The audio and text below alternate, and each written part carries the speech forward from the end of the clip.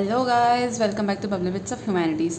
तो जैसे कि मैंने आपसे पहले भी डिस्कस किया था कि अब हम कौन सी सीरीज़ लाने वाले हैं, यूजीसी नेट हिस्ट्री वाली या फिर कोई भी स्टेट के सेट की हिस्ट्री सब्जेक्ट वाली।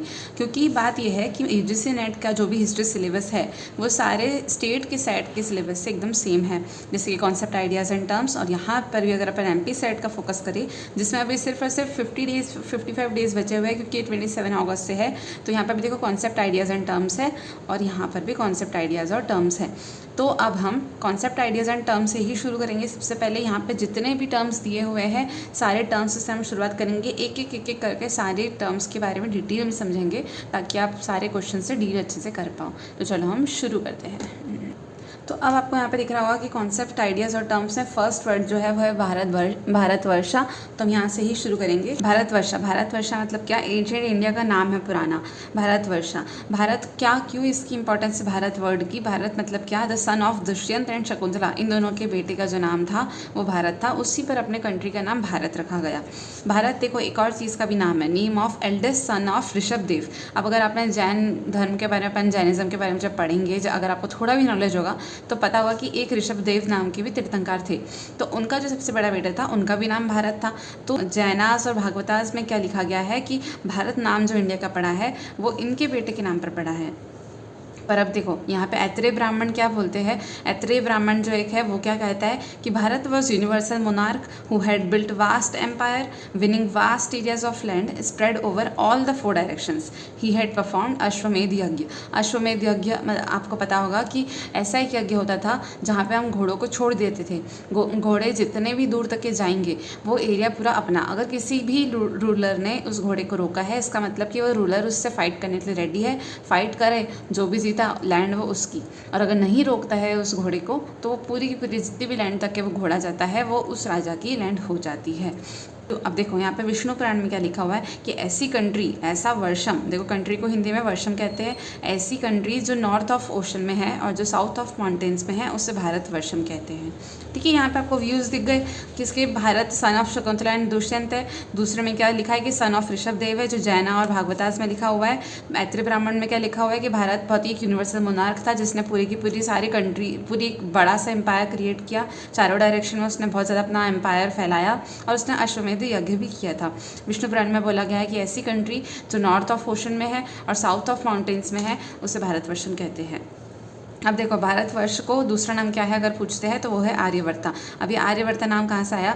देखो आर्यंस, वैदिक आर्यंस के बारे में अगर पढ़ा होगा तो name derived from Bharat race of Vedic Aryans. ठीक है, भारत रेस के वैदिक आर्यंस थे तो उस बेसिस पे भारतवर्ष का नाम पड़ा।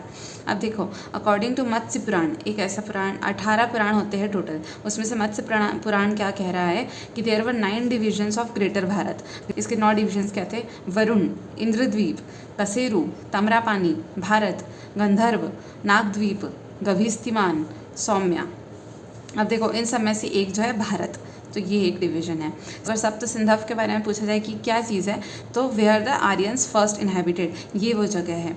कॉन्स्टिट्यूशन में भी देखो ये लिखा गया कि India that is Bharat. Bharat क्या है? Short form of Bharatvarsha. तो ये हमारा फर्स्ट टर्म जो है, फर्स्ट कॉन्सेप्ट जो है वो यहाँ पर कवर होता है। सेकंड का अगर हम आते हैं तो सभा एंड समिति। सभा समिति की बात करें तो क्या है? 2 popular assemblies that existed in ancient India. सबको पता है ये चीज़। मेंबर्स ऑफ सभा nominated by king and called सभासद। देखो जो भी मेंबर्स थे सभा के उसको नॉमिनेट कौन करता था? किंग करता था और उन्हें सभासद कहा जाता था।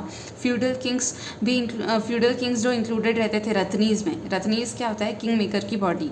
ठीक है, उसी का दूसरा नाम है रत्नीज। तो वो जो थे वो भी सभा के मेंबर्स हुआ करते थे और ये लोग क्या करते थे? डिसाइड करते थे जुडिशियल मैटर्स। जुडिशियल मतलब क्या सही है क्या गलत है।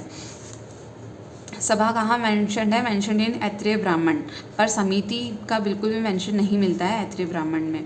सभा के बारे में एक और चीज़ है कि एक अकॉर्डिंग टू लुडविंग नाम के एक इंसान थे, उन्होंने क्या कहा कि सभा जो है वो अपर हाउस है जिसमें कौन कौन लोग हैं? नोबल्स है, प्रीस्ट है, बल्कि समिति जो है वो लोअर हाउस है क्योंकि वहाँ पे कॉमनर्स है। जैसे कि अभी होता है ना पॉलिटिकल साइंस में अपन जब पढ़ रहे थे तो लोअर हाउस अपर हाउस जो ऐसे सिस्टम होता है, तो इससे ही बोला गया कि अपर हाउस जो है वो सभा है और समिति जो है वो लोअर हाउस है। सभा की एक और चीज़ है कि यहाँ पर वुमेन भी अटेंड करती थी और उन्हें सभावती कहा जाता था। इसे assembly of learned and virtuous ones भी कहते हैं। वही जुडिशियल फंक्शंस परफॉर्म करते हैं सभा में सब लोग। अब देखो समिति की बात आ गई है, तो देखो समिति कोई जुडिशियल फंक्शंस परफॉर्म नहीं करता है, किंग भी अटेंड करता है समिति में। मेन जो टास्क रहता है समिति का वो क्या रहता है, टू इलेक्ट द किंग। जो इसके मेंबर्स होते हैं उससे क्या कहते हैं, विशा, और ऑर्डिनरी असेंबली होती है समिति। देखो अब ये भी बात याद रखना कि बाद में क्या होता है कि सभा became small aristocratic body and समिति सीज्ड टू एग्जिस्ट। बाद में सभा जो होती है वो एकदम छोटी सी एरिस्टोक्रेटिक बॉडी बन जाती है और समिति तो भैया ख़त्म ही हो जाती है। एक और चीज़ याद रखना, ग्रामीणी जो है, हेड ऑफ विलेज जो होता है, वो दोनों को अटेंड करता है, सभा को भी अटेंड करता है और समिति को भी अटेंड करता है। तो यहाँ पर आपके 2 टर्म्स कवर होते हैं।